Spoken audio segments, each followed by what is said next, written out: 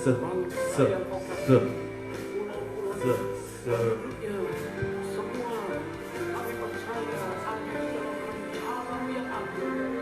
Indonesia akan mengalami lawatan Tuhan. Indonesia pasti dipulihkan. Indonesia pasti diberkati oleh Tuhan. Gereja Tuhan mampu menjadi berkat buat Indonesia. Lawatlah Indonesia. Berkat-Mu atas negeri kami, Indonesia. Pulihkan.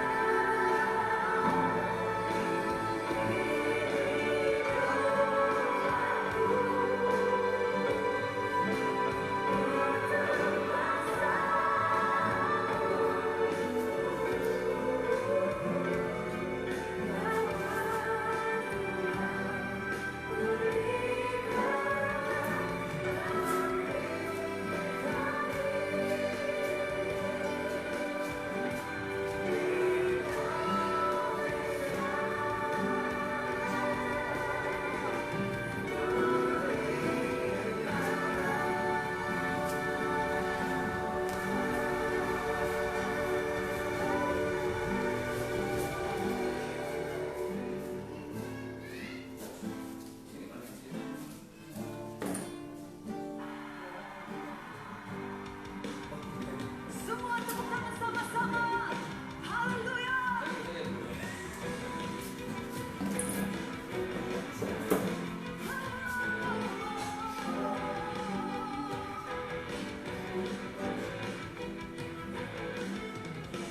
Terpujilah nama-Mu Tuhan. Kuatkan penuh kemuliaan. Satu suara kami nyatakan, kebesaran-Mu tetap selamanya. Terpujilah nama-Mu Tuhan. Ajaib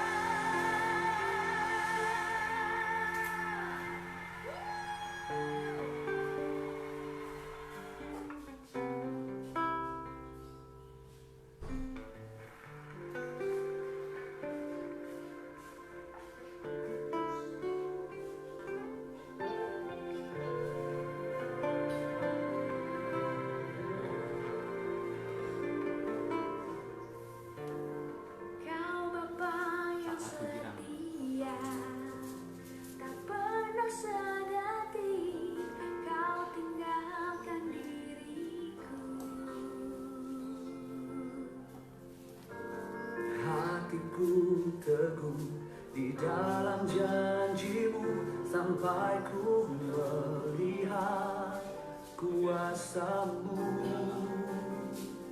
Karyamu sempurna, ajaib dan mulia, penyertaanmu buktikan kasihmu kepadaku.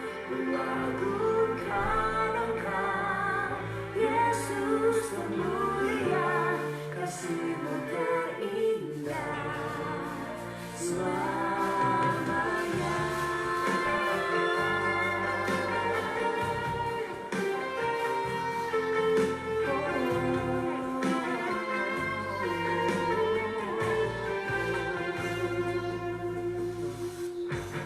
Kau Bapa yang setia, tak pernah sejati, Kau tinggalkan diriku. Hatiku teguh di dalam janjimu sampai ku melihat kuasamu. Karyamu sempurna, ajaib dan mulia, penyertaanmu buktikan kasihmu kepadaku. Kuagungkan Engkau, Yesus termulia, kasihmu terindah selamanya.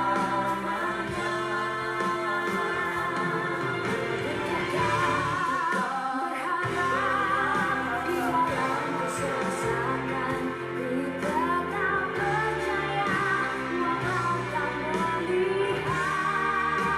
Sebab ku yakin karyamu sempurna, ajaib dan mulia, penyertaanmu buktikan kasihmu kepadaku.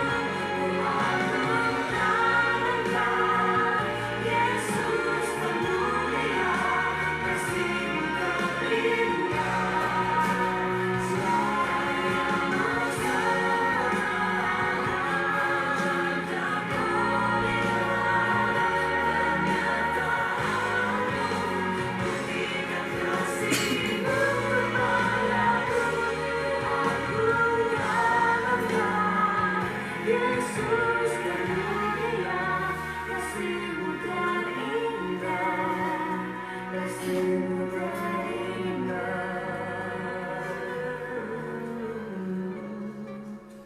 selamanya.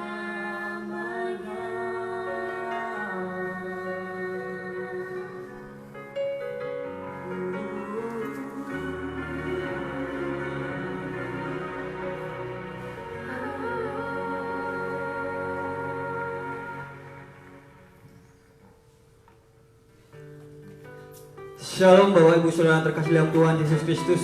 Mari kita bersyukur atas kasih karunia Tuhan yang begitu luar biasa dalam setiap kehidupan kita. Kita boleh bertemu lagi, kita boleh bersatu hati untuk memuji Tuhan. Kita mau membesarkan nama Tuhan, kita mau menyembah nama Tuhan. Mari kita satukan hati kita mau berdoa. Bapa di dalam surga, Allah yang kami sembah di dalam nama Tuhan Yesus Kristus. Saat pagi yang indah ini Tuhan, kami bersyukur untuk kasih anugerah-Mu yang besar dalam setiap kehidupan kami Tuhan. Kami boleh beribadah kepadamu, kami boleh memuji membesarkan nama-Mu Tuhan. Kami boleh menyembah Engkau Bapa. Kami sungguh bersyukur, kami bersama saudara-saudara kami Tuhan, kami bersatu hati, kami berhati sepikir Tuhan untuk memuji dan membesarkan nama-Mu Bapa. Terima kasih Tuhan, di dalam nama Tuhan Yesus kiranya Engkau memberkati ibadah ini dari awal pertengahan hingga akhirnya nanti. Kiranya kasih Engkau sungguh luar biasa dalam setiap kehidupan kami Bapa. Terima kasih Yesus, dalam nama Tuhan Yesus Kristus kami sudah bersyukur dan berdoa. Haleluya Yesus. Mari kita mau datang pada Tuhan. Kita mau naikkan pujian penyembahan kita. Kita mau membalas cinta kasih Tuhan dalam hidup kita. Terima kasih Yesus, telah kami lihat bukti kasih-Mu Bapa. Engkau berkorban bagi kami. Kita mau katakan, telah kulihat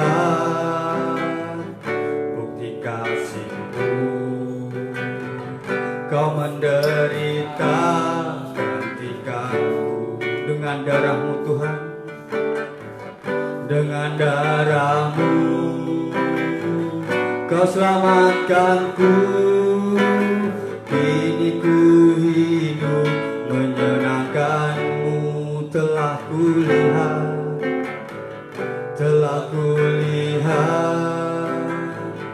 bukti kasihmu. Kau menderita gantikanku dengan darahmu Tuhan, dengan darahmu Kau selamatkanku, kini ku hidup menyenangkanmu. Terlalu besar Tuhan, terlalu besar kasih-Mu Bapa, pengorbanan yang Kau berikan bagiku. Terlalu mahal darah-Mu Tuhan, terlalu mahal darah-Mu Yesus, tercurah untuk menebus hidupku. Terlalu besar, terlalu besar kasih-Mu Bapa, pengorbanan yang Kau berikan bagiku. Terlalu mahal darah-Mu Yesus, tercurah untuk menebus hidupku. Sekali katakan, telah kulihat. Yesus, terima kasih. Telah kulihat bukti kasih-Mu. Kau menderita gantikanku dengan darah-Mu. Kau selamatkanku, kini ku hidup menyerahkanmu. Terlalu besar kasih-Mu Tuhan, terlalu besar kasih-Mu Bapa, pengorbanan yang Kau berikan bagiku. Terlalu mahal darah-Mu Yesus, tercurah untuk menebus hidupku. Katakan, terlalu besar, terlalu besar kasih-Mu Bapa, pengorbanan yang Kau berikan bagiku. Terlalu mahal darah-Mu Yesus, tercurah untuk menebus hidupku. Terlalu besar, terlalu besar kasih-Mu Bapa, pengorbanan yang Kau berikan bagiku. Terlalu mahal darah-Mu Yesus, tercurah untuk menebus hidupku. Dengan sungguh katakan, terlalu besar Tuhan, terlalu besar kasih-Mu Bapa, pengorbanan yang Kau berikan bagiku.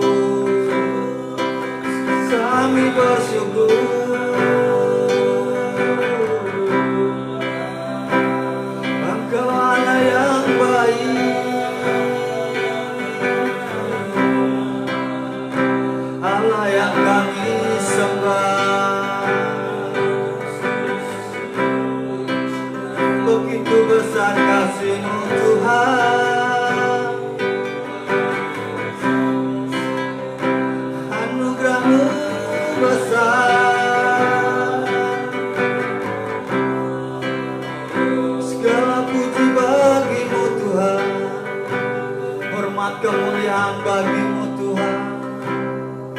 Engkau dahsyat Yesus, Engkau dahsyat, Engkau berkuasa.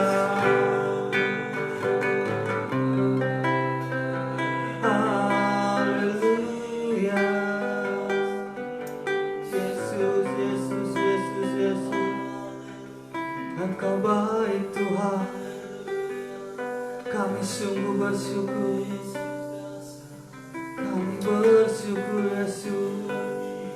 Terima kasih Tuhan, Engkau Allah yang baik, Allah yang hidup, Allah yang kami sembah. Sungguh terpujilah nama-Mu Tuhan, kami tinggikan nama-Mu Yesus. Mari kita katakan dengan sungguh bahwa terlalu besar kasih-Mu Tuhan dalam hidup kami. Katakan dengan sungguh. Terlalu besar kasih-Mu Bapa, pengorbanan yang Kau berikan bagiku. Inilah iman kami Tuhan, bahwa kasih-Mu besar dalam hidup kami. Darah-Mu Yesus tercurah untuk menebus hidupku. Terlalu besar, terlalu besar kasih-Mu Bapa, pengorbanan yang Kau berikan bagiku. Terlalu mahal darah-Mu Yesus tercurah untuk menebus hidupku. Tercurah untuk menebus hidupku. Tercurah untuk menebus hidupku. Haleluya Yesus. Benar Tuhan bahwa terlalu besar kasih-Mu dalam hidup kami. Darah-Mu sungguh mahal untuk menebus kehidupan kami Bapa. Kami sungguh bersyukur untuk itu semua Tuhan. Kami siap untuk lebih lagi untuk masuk dalam hadirat-Mu Tuhan. Kami mau siapkan hati kami mau siapkan pikiran kami untuk menerima kebenaran firman-Mu Bapa. Terima kasih Yesus, dalam nama Tuhan Yesus Kristus. Haleluya Yesus. Kita mau siapkan hati kita.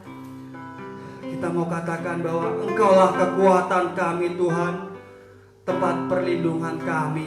Yesus, terima kasih. Haleluya Yesus. Terima kasih Tuhan. Kita mau katakan Engkaulah kekuatanku, Engkaulah kekuatanku, tempat perlindunganku. Walau badai menerpa, aku tidak akan goyah. Aku tak akan goyah. Aku tak goyah. Aku tak akan goyah, sebab Kau sertaku. Silakan Tuhan. Engkaulah kekuatanku Tuhan Yesus. Engkaulah kekuatanku, tempat perlindunganku. Saat badai menerpa, aku tak akan goyah. Aku tak akan goyah, sebab Kau sertaku. Katakan sejauh langit dari bumi, sejauh langit dari bumi, bagi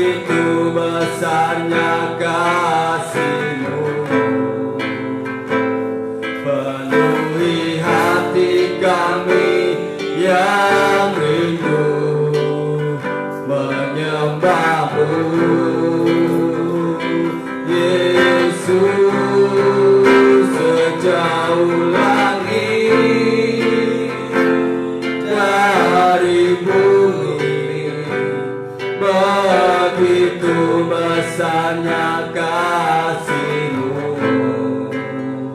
Kaulah Tuhan, kekuatanku, sukacitaku. Kita katakan dengan semua, Engkaulah kekuatan kami Tuhan. Engkaulah kekuatanku, tempat perlindunganku saat badai menerpa. Aku tak akan goyah, aku tak akan goyah, sebab Kau sertaku. Katakan sejauh langit dari bumi, sejauh langit dari bumi, begitu besarnya kasih-Mu. Penuhi hati kami yang rindu menyembah-Mu, Yesus. Sejauh langit dari bumi, begitu besarnya kasih-Mu. Kaulah Tuhan, kekuatanku, sukacitaku. Sudah katakan sejauh langit dari bumi, waktu selanjutnya kami serahkan hamba. Sejauh langit dari bumi, begitu besarnya kasih-Mu. Penuhi hati kami yang rindu menyembah-Mu, Yesus. Sejauh langit dari bumi, begitu besarnya kasih-Mu. Kaulah Tuhan, kekuatanku, sukacitaku. Kaulah Tuhan, kekuatanku. Kaulah Tuhan, kekuatanku, sukacitaku. Kaulah Tuhan, haleluya. Kaulah Tuhan, kekuatanku, sukacitaku. Kami tetap bersyukur kepada-Mu Tuhan oleh karena kebaikan-Mu yang membuat kami hari ini ada. Terimalah pujian kami, ucapan syukur kami, penyembahan kami Tuhan menjadi persembahan yang berbau harum di hadapan Allah. Kami sebentar mau belajar firman-Mu, urapi kami, urapi hamba-Mu Tuhan. Baik yang ada di tempat ini maupun yang ada di rumah, bahkan dimanapun yang hari ini bersama-sama ikut live streaming ini Tuhan. Kau berkati kami semua. Kami mengucap syukur di dalam nama Tuhan Yesus. Haleluya. Amin. Puji Tuhan. Shalom Bapak Ibu Saudara yang dikasihi di dalam Tuhan Yesus Kristus. Hari ini kita akan masuk di hari atau di seri yang ketiga firman Tuhan di dalam tema dalam lindungan Allah. Dengan tema khusus hari ini tempat yang tepat, waktu yang tepat. Kita tahu bahwa gereja kita sejak Oktober tahun 2019 sampai dengan akhir September 2020 mengambil tema Trust and Obey yang kita ambil dari kitab Bilangan pasalnya yang ke-11 ayat yang ke-23. Firman Tuhan berkata, tetapi Tuhan menjawab Musa, masakan kuasa Tuhan akan kurang untuk melakukan itu? Sekarang engkau akan melihat apakah firmanku terjadi kepadamu atau tidak. Bukan satu kebetulan Tuhan memberikan tema ini dengan seri-seri khotbah yang sudah ditetapkan. Bahkan mulai April yang akan datang sebenarnya sudah menetapkan ini Mazmur 91. Tetapi karena kejadian yang ada, maka mulai 15 April kita masuk dari seri yang pertama. 2 minggu berturut-turut kita sudah belajar dari ayat 1 dan ayat 2. Orang yang duduk dalam lindungan yang maha tinggi dan bermalam dalam naungan yang maha kuasa akan berkata kepada Tuhan, tempat perlindunganku dan kubu pertahananku, Allahku yang kupercayai. Bapak Ibu Saudara yang kasih dalam Tuhan, di dalam 2 ayat itu kita sudah mengenal ada 4 nama Tuhan. Elyon, El Shaddai, Yahweh, Shalom, Yehovah Shalom, dan yang keempat adalah Elohim yang kupercaya. Ada 3 kata yang kita pelajari dari mulai kata Yashab, kemudian kemarin Macace, dan kemudian Matsyub. Dan hari ini kita akan masuk di bagian yang ketiga, tempat yang tepat, waktu yang tepat, yang kita ambil dari ayat yang ketiga, Mazmur 91. Sungguh dialah yang akan melepaskan engkau dari jerat perangkap penangkap burung, dari penyakit sampar yang busuk.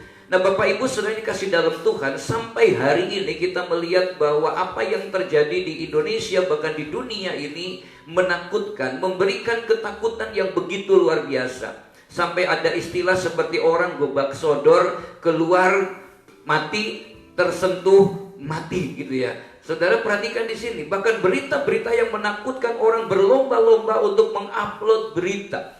Kalau udah yang pertama memberitakan rasanya aduh luar biasa. 14 hari sampai tanggal ini, bulan ini, maka diharapkan virus ini akan semakin berkurang. Tetapi hari ini dihebohkan dengan terjadinya mudik besar-besaran ke daerah Wonosari, Jepara, bahkan yang lain. Ada yang satu kota 10.000 orang masuk ke kota itu.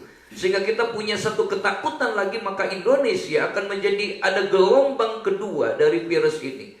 Saudara perhatikan, wabah C19 ini bukan hanya sakit itu saja, tetapi dampak psikis yang lain.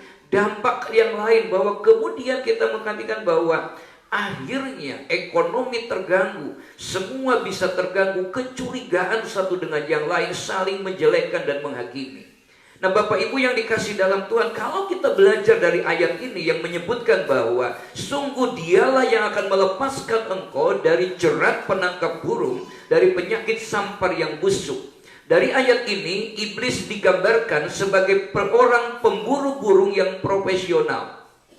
Pada zaman itu, yang profesional adalah dengan memasang perangkap, menutupinya sehingga burung itu, mangsa itu tidak curiga, akhirnya masuk ke dalam perangkap. Hari-hari ini kita tidak tahu, tidak sadar dengan berita itu kita sedang digeser ke dalam perangkap. Ketakutan pikiran, ketakutan jiwa yang membuat kita khawatir, yang akan berdampak kepada jauhnya kita dari Tuhan dan mengurangi kadar iman kita di hadapan Tuhan. Kalau itu dibiarkan, maka saudara sebagaimana rel kereta api yang mungkin dari berapa mili keluarnya, maka begitu lama makin semakin jauh dari kebenaran. Nah saudara perhatikan di sini. Yang kedua, iblis digambarkan sebagai pencuri, pembunuh, dan yang datang untuk mencuri. Saudara katakan, kata Tuhan Yesus katakan, tetapi pencuri datang untuk mencuri, membunuh, dan membinasakan. Digambarkan di sini sebagai untuk mencuri, membunuh, dan membinasakan. Perhatikan perangkap yang tidak kelihatan. Dan itu menakutkan setiap orang hari-hari ini. Kita akan mengganggu dari stabilitas ekonomi, stabilitas keamanan. Bahkan dunia akan menjadi kacau kalau kita terus terperangkap. Tapi jauh hari firman Tuhan menyebutkan di sini, Allah sudah melepaskan kita dari jerat perangkap burung itu. Tuhan berjanji di dalam ayat ini bahwa sungguh dialah yang akan melepaskan engkau dari jerat penangkap burung, dari penyakit sampar yang busuk. Siapa? Tuhan. Bukan bisa jadi, bukan kadang-kadang, tetapi pasti. Bukan mungkin, melainkan ia akan. Perhatikan, ia akan. Ini adalah satu bentuk kepastian dari Tuhan. Maka ada istilah badai pasti berlalu, tergantung apakah kita menancapkan iman kita kepada Tuhan. Sebagaimana kata Tuhan, orang yang mendengar firman dan melakukannya sama dengan Orang yang membangun rumah di atas batu karang, ketika badai itu datang, banjir itu datang, angin itu datang, saudara perhatikan di situ, hujan itu datang, maka rumah itu akan tetap kokoh berdiri. Kenapa? Karena pondasinya kokoh, dan pondasi itu adalah Tuhan Yesus Kristus. Kenapa? Karena Tuhan, iman timbul oleh karena pendengaran, dan pendengaran akan firman Tuhan. Inilah yang melegakan kita hari-hari ini sebagai miliknya Tuhan. Nah, Bapak Ibu yang dikasih dalam Tuhan, dunia tempat tinggal kita adalah dunia yang sudah jatuh. Sejak kapan jatuh? Sejak dosa Adam dan Hawa. Ketika Adam jatuh di dalam dosa, maka kata Tuhan, dunia menjadi hancur, menjadi gelap gulita, dan Adam memberikan kunci kepada dunia itu kepada iblis, sehingga katakan iblis menjadi penguasa dunia.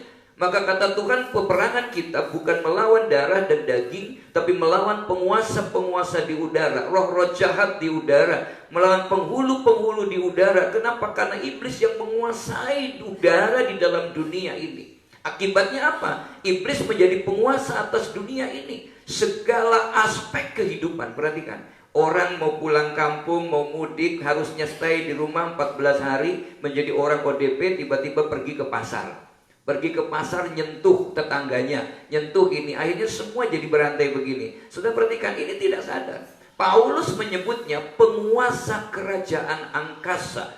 Selama iblis menjadi penguasa bumi, maka kegelapan itu akan tetap ada.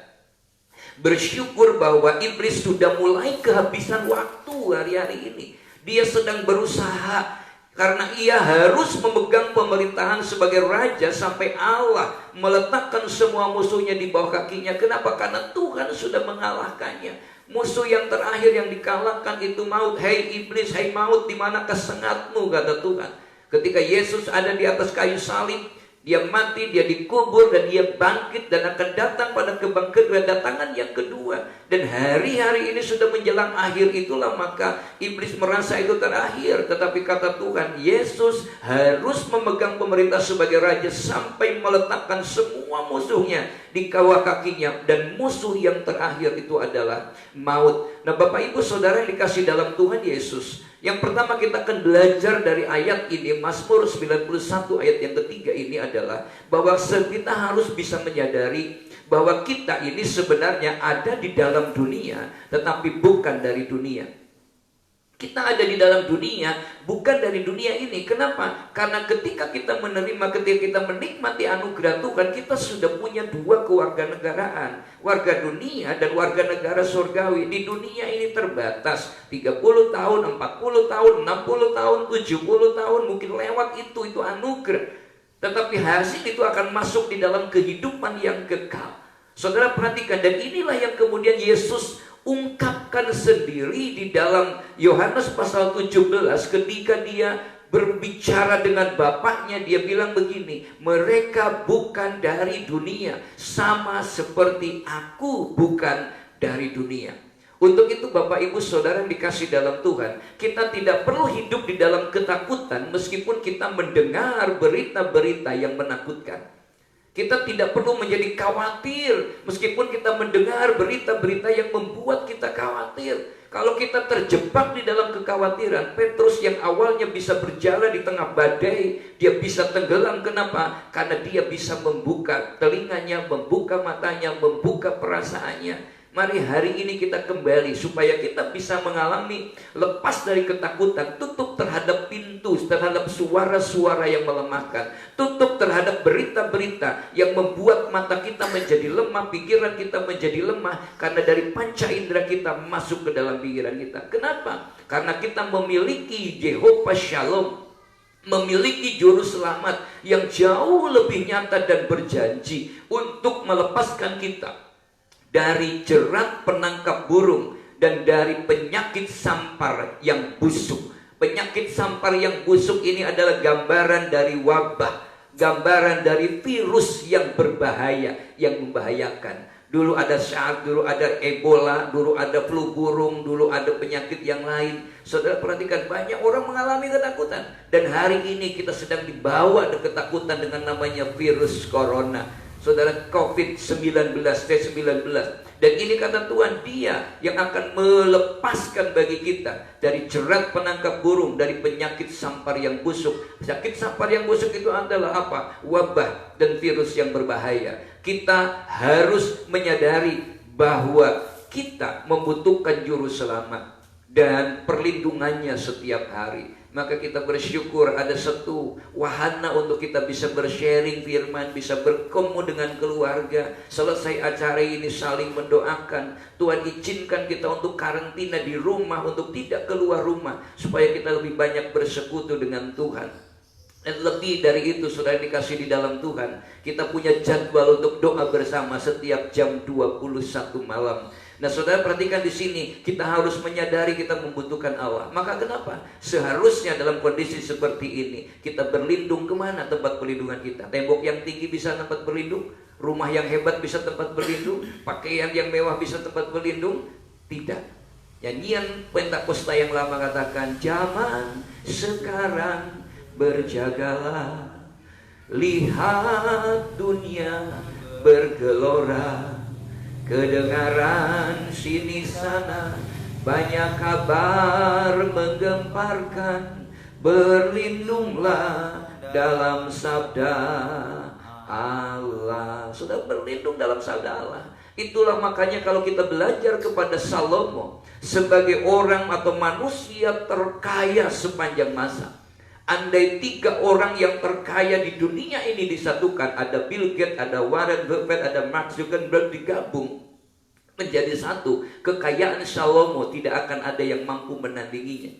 Tetapi ketika Salomo mengamati dunia di tempatnya waktu beliau sedang masih ada di dalam dunia, dia mencatat demikian. Lalu aku melihat di bawah matahari bahwa kemenangan perlombaan bukan untuk orang cepat, dan keunggulan perjuangan bukan untuk orang yang kuat, juga roti bukan untuk yang berhikmat, kekayaan bukan untuk yang cerdas, dan karunia bukan untuk yang cerdik cendekia. Karena waktu dan nasib dialami mereka semua, karena manusia tidak mengetahui waktunya. Seperti ikan yang tertangkap dalam jala yang mencelakakan, dan seperti burung yang terperangkap dalam jerat, begitulah anak-anak manusia terjerat pada waktu yang malang. Perhatikan, kalau hal itu menimpa mereka secara tiba-tiba.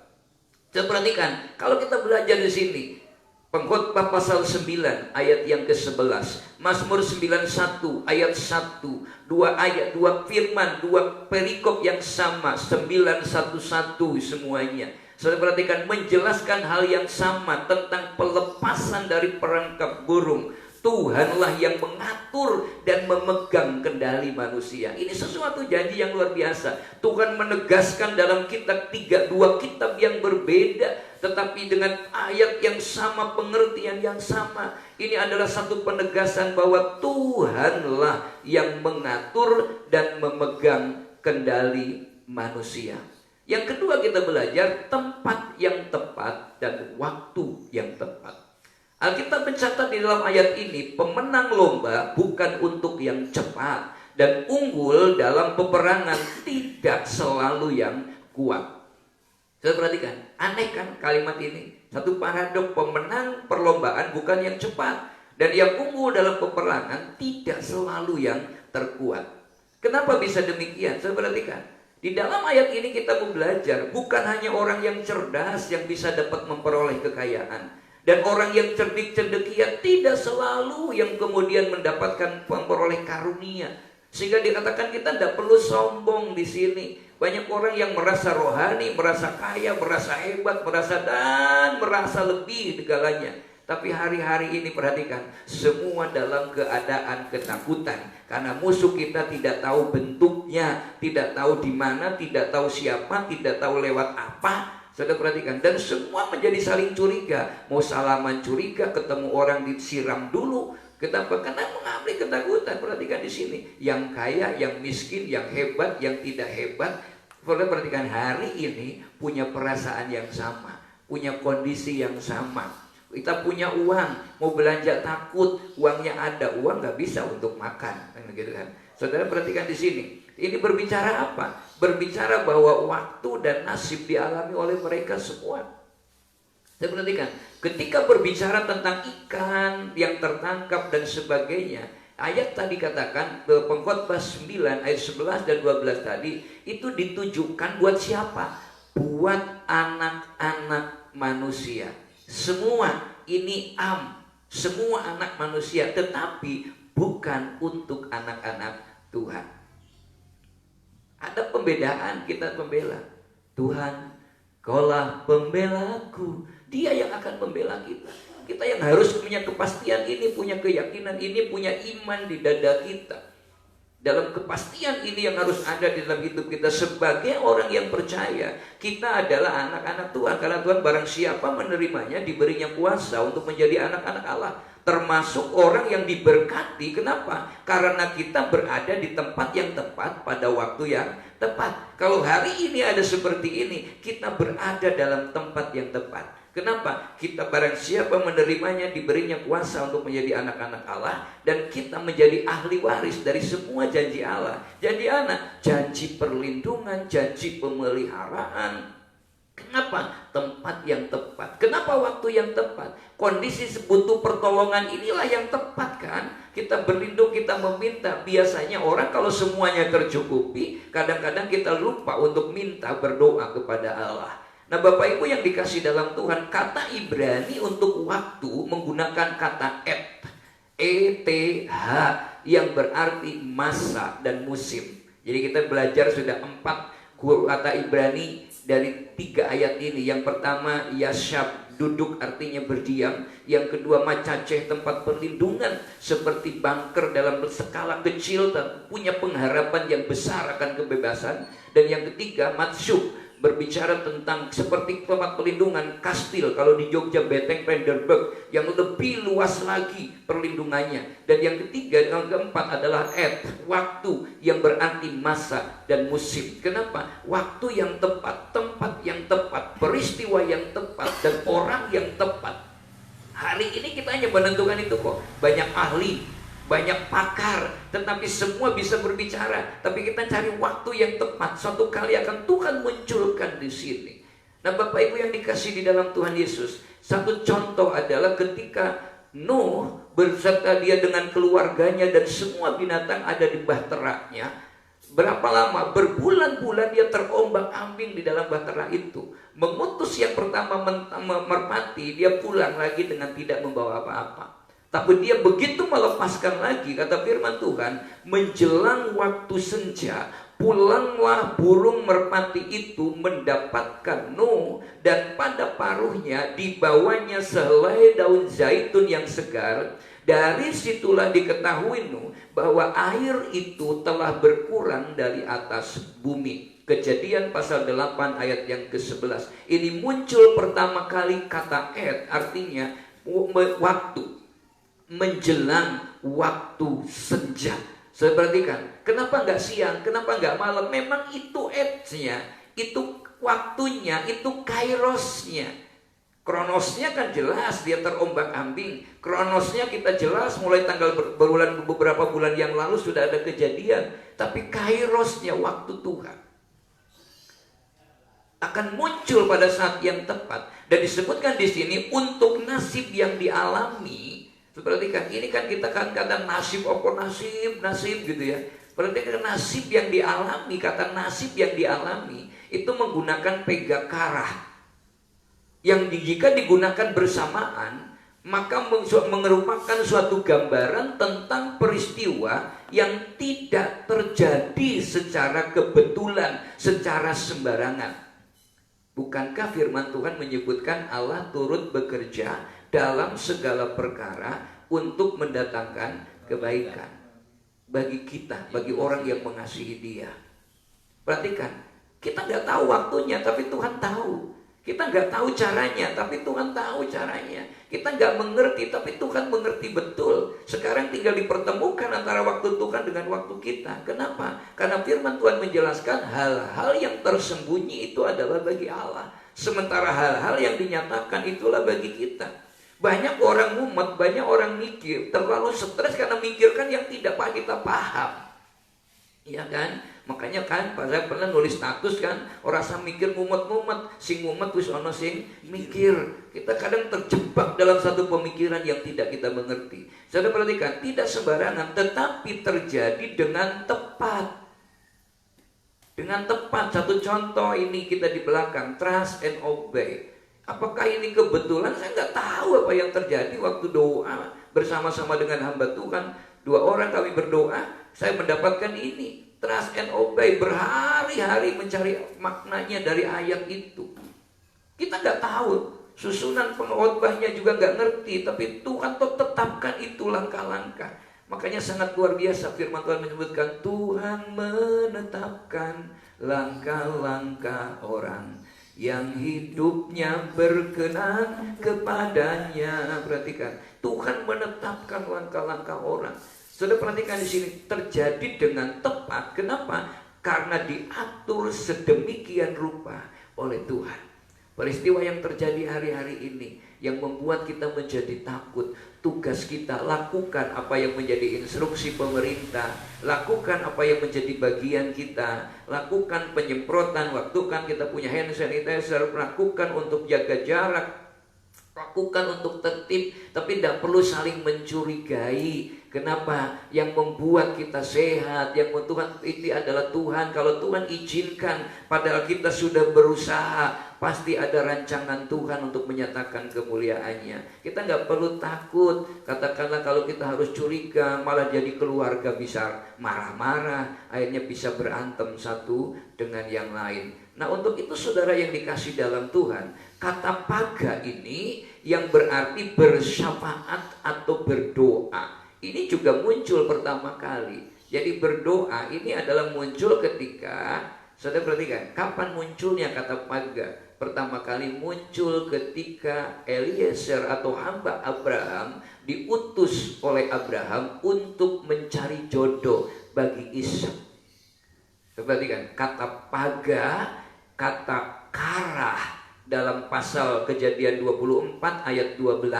Kata paga Kejadian 23 ayat 8 yang berarti bersyafaat atau berdoa yang muncul pertama kali.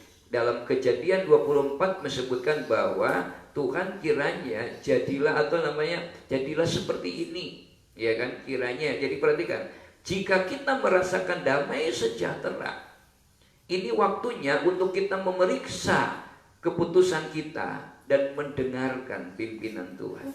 Kemarin saya mau pergi, ada pertemuan untuk satu acara berempat, udah dijadwalkan, tapi tiba-tiba di rumah udah disiapkan mau berangkat, siapkan jaket tapi sambil ngomong, sebaiknya tidak pergilah, kasihkan hand sanitizer, lalu katakan ini jauh, tidak sehat. Dia kan mbok wis to denger gitu lah. Lama-lama mau pergi ini mikir, selamanya nggak pernah loh kalau mikir udah alasannya tepat, ini tepat, ada omongan disuruh tapi ada omongan. Dia bilang ini nggak ada damai. Maka saya bilang waduh, saya bilang ya wes saya nggak bisa ikut. Akhirnya video call saja memberikan pesan-pesan. Saudara perhatikan di sini. Inilah kenapa kalau ada damai sejahtera ya berangkat. Tapi kalau ada sesuatu ya sudah, kita sudah mengambil satu keputusan. Ada kebenaran yang menakjubkan lain di balik kemunculan kata et. Saudara, et muncul dalam frasa menjelang waktu senja. Apakah ini kebetulan et muncul dalam frasa menjelang waktu senja? Saudara perhatikan, tidak sebenarnya. Tidak kebetulan. Kenapa? Waktu senja adalah masa di mana ketika Tuhan Yesus menyelesaikan tugasnya di atas kayu salib. Kemarin berseliweran ayat yang menyebutkan dikurung ini kita 14 hari, cocok dengan Keluaran pasal berapa itu? Pasal 12 ayat yang ke-6. Dikurung 14 hari. Ini pas, ini bukan kebetulan. Ini tafsir yang keliru. Dikurungnya tidak 14 hari. Kalau baca ayat yang ketiga menyebutkan dan mulai sejak hari yang ke-10 baru domba itu dikurung. Tanggal 14 dipotong, 4 hari. Ini waktunya Tuhan, ini nya Tuhan. 4 hari kita nggak tahu. Tuhan bilang 1 harinya Tuhan bisa 1000 tahunnya manusia, gitu kan? Kita nggak ngerti waktunya, itu waktu Tuhan. Jadi pada waktu senja adalah pada waktu ketika Tuhan menyelesaikan tugasnya, ketika dia bilang tetelestai, sudah selesai, dan dia menyerahkan nyawanya kepada Bapaknya. Kapan itu? Waktu senja, sebelum bergantinya hari. Maka harinya Jumat, Jumat Agung. Kita dimulai hari pertama itu jam 3. Sebab kalau sudah jam 6 lewat itu sudah masuk hari yang kedua. Kemudian Sabtu jam 6 itu sudah masuk hari yang ketiga. Makanya kalau dihitung hari Jumat Agungnya Jumat, kenapa minggunya sudah hari yang ketiga? Karena kalender pada waktu dimulai jam 6 sore, jam waktu senja. Para imam perjanjian lama setiap jam 9 dan jam 3 petang itu, jam 9 pagi, jam 3 petang, mempersembahkan korban.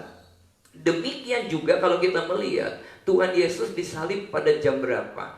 Jam 9. Mati pada jam berapa? Jam 3 sore. Saudara perhatikan, dan sejak itulah maka tidak ada korban-korban lagi, karena korban yang sempurna sudah diselesaikan.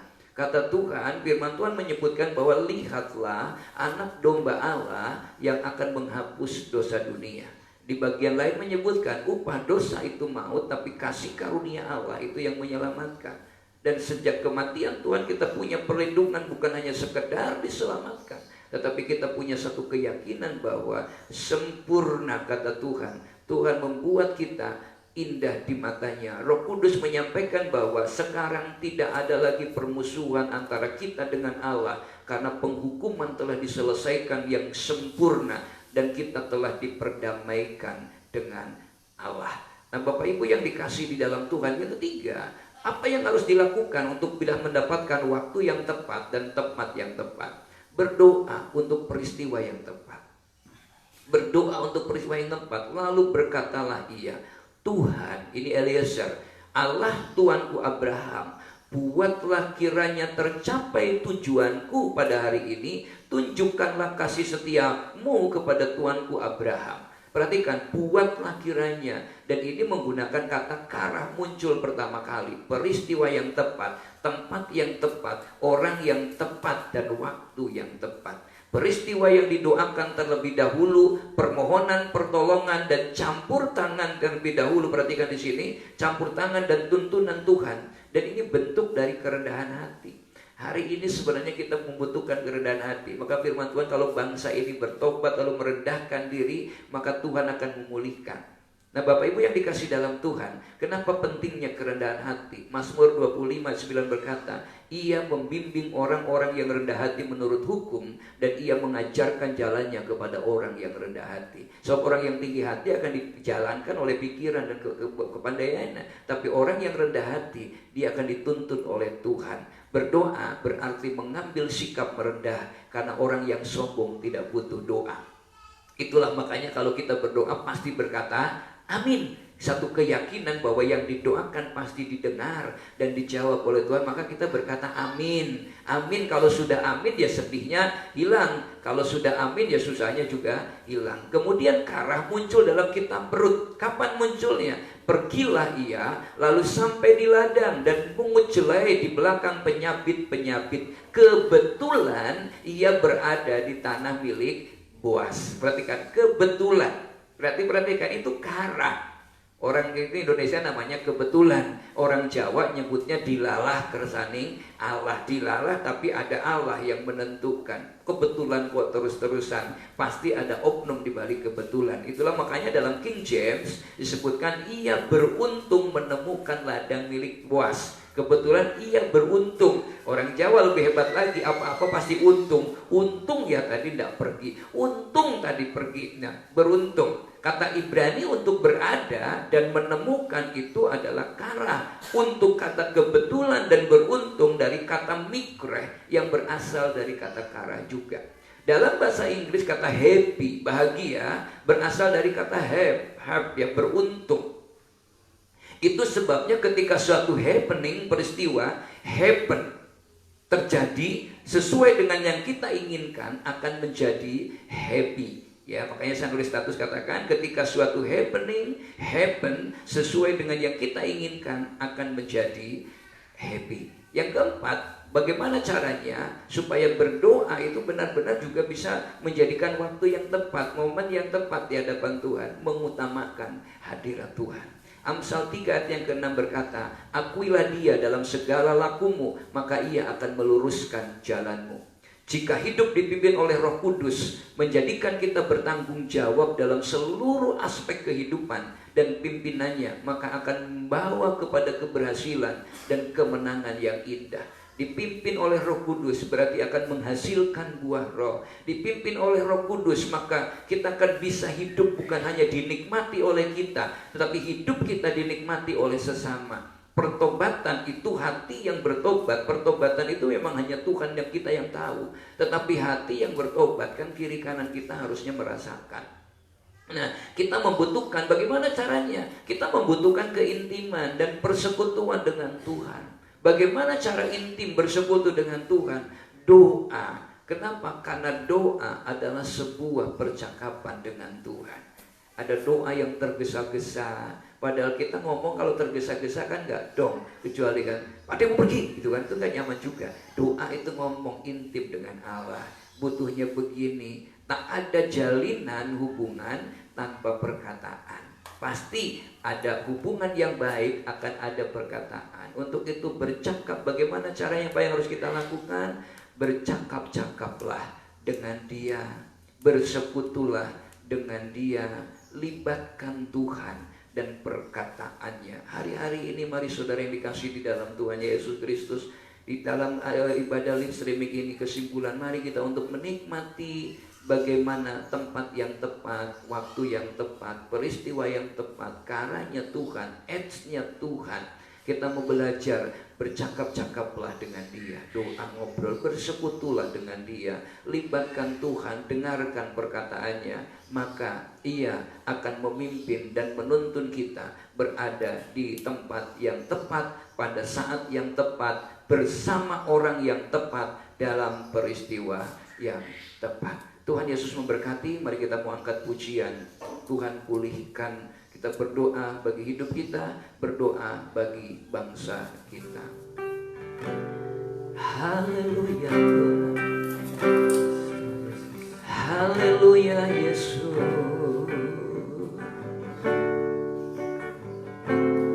Kami umat-Mu rendahkan diri, sujud dan berdoa,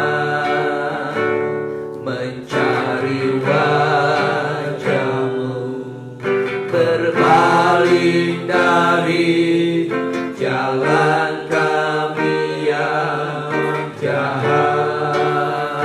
Dengan iman katakan, oleh anugerah-Mu ampunilah.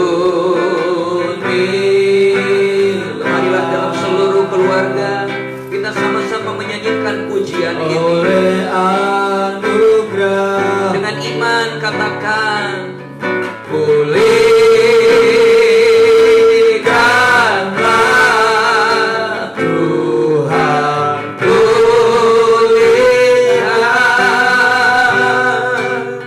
Bapa, pulihkan,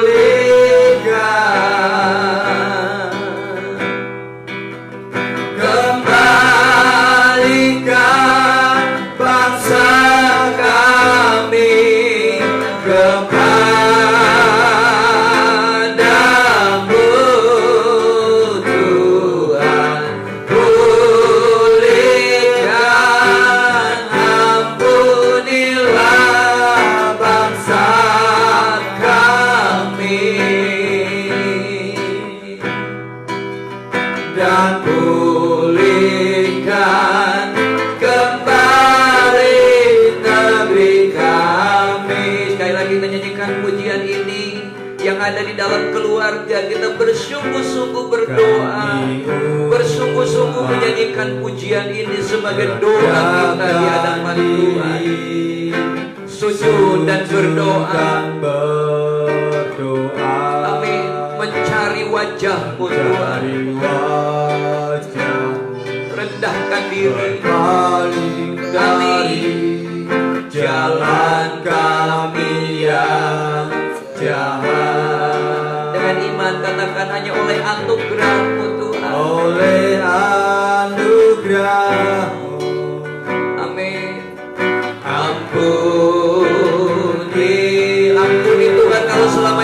takut, selama ini kau was-was, selama ini kami khawatir Tuhan. Oleh Amin anugerah Yesus, pulihkanlah, pulihkanlah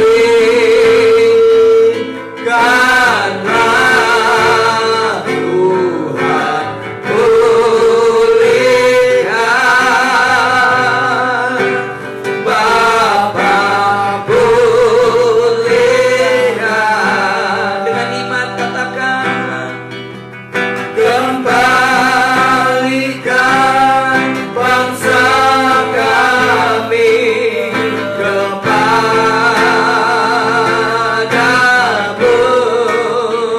Tuhan, pulihkan, ampunilah bangsa kami dan pulihkan kembali negeri kami. Bapa, pulihkan, ini doa kami Tuhan. Pulihkan ya Yesus, Bapa, pulihkan. Tuhan, biarlah bangsa ini ada di dalam tangan-Mu. Engkau yang mengendalikan seluruh komponen bangsa ini. Bangsa Amin Tuhan. Kepadamu Tuhan,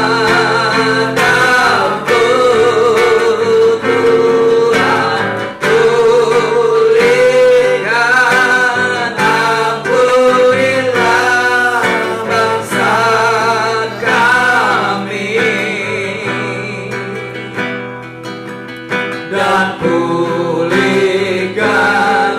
kembali negeri kami dan pulihkan kembali kota kami Tuhan, dan pulihkan kembali kota kami dan pulihkan kembali keluarga kami Tuhan, dan pulihkan kembali keluarga kami.